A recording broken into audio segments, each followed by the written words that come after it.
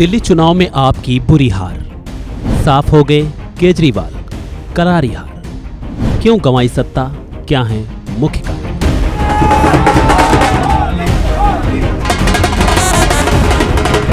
मैं भारतीय जनता पार्टी को इस जीत के लिए बहुत बहुत बधाई देता हूं। दिल्ली चुनाव 2025 के परिणाम ऐसे जैसे कि किसी ने सपने में भी ना सोचा हो। दिल्ली में 27 साल बाद बीजेपी की वापसी हो चुकी है और आम आदमी पार्टी का किला ढह चुका है। दिल्ली की जनता ने केजरीवाल की झाड़ू से आम आदमी पार्टी का ऐसा सफाया कर दिया है कि हर कोई हैरान हो गया है।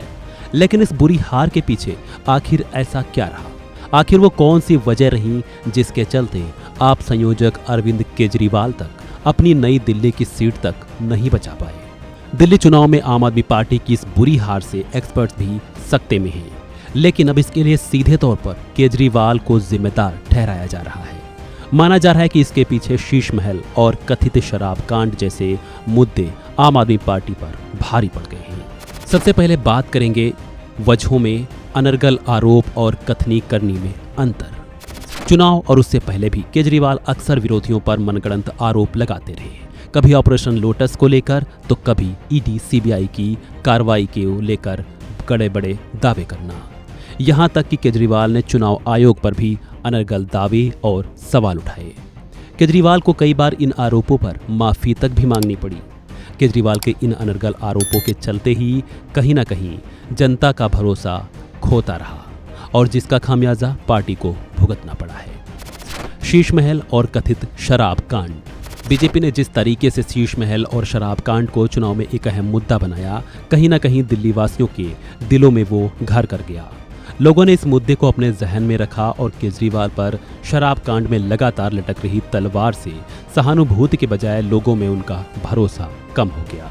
जो केजरीवाल भ्रष्टाचार के मुद्दे को आगे रखकर दिल्ली की सत्ता में आए थे, उन्हीं ने लग्जरी लाइफ को स्वीकार कर लिया। राजनीति से वीआईपी कल्चर खत्म करने वाले केजरीवाल ने सत्ता के बाद लग्जरी गाड़ी, बंगला, हाई लेवल सिक्योरिटी और ऐसा रवैया अपनाया जो बिल्कुल चकाचौंध में डूब चुका था।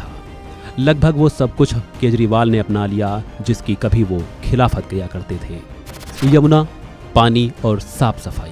दिल्ली में गर्मियों में लोग पानी के लिए तरसते दिखे और अगर पानी मिला भी तो उसकी क्वालिटी पर सवाल उठे।